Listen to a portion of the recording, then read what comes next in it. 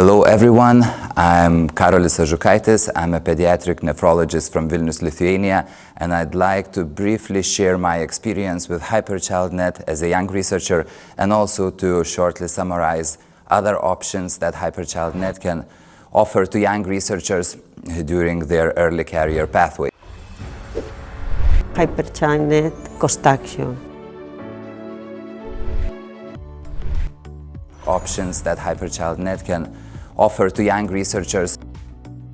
Young researcher in HyperChildNET is anyone now who is less than 40 years old, and HyperChildNET offers a variety of options for young researchers to get involved into research activities, to get involved into educational activities, or to also travel to different events, either organized by HyperChildNET or maybe by other institutions. My experience with HyperChildNET was participating in a virtual mobility activity, which was, let's say, created or invented during the COVID times when actual in-person traveling was restricted. And virtual mobility basically allows you to receive a grant and to work with the leading experts in a certain area on a very specific research or other type of project. My project was analyzing arterial stiffening and structural changes in arteries in children with primary hypertension by performing a systematic review of available literature.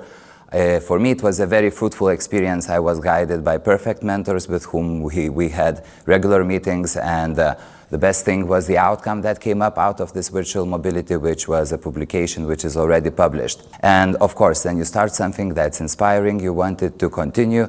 And the great thing is in HyperChildNET, there are options after you do something to continue working with the working groups and get involved in other projects. Besides the virtual mobility, you can also use the option of the short-term scientific missions, which allows you to travel in person to some center within the HyperChildNET network, where you can also work on a certain project for a certain period of time and, of course, get a grant to get your expenses covered. The other options where you can get involved as a young researcher and get some additional benefits in the HyperChildNET are also attending the events organized by HyperChildNET or training schools, where you can also ask to have some traveling grants and to have your expenses covered. And finally, if you are already doing something within the HyperChildNET network, you produce some results, you want to present them in international meetings, you can use conference grants that allows you to travel to international congresses and to present your results. I think in conclusion, we all know that starting your research career might be a bumpy road. It might be a not easy journey, and you need someone who could guide you. You need to create your own network. And I think HyperChildNET, with all of its options for young researchers, provides perfect opportunity to continue and to launch your research career. So if you would like to find more about the opportunities and options that HyperChildNET can offer to you, please visit the hyperchildnet.eu website or click the link below in the video.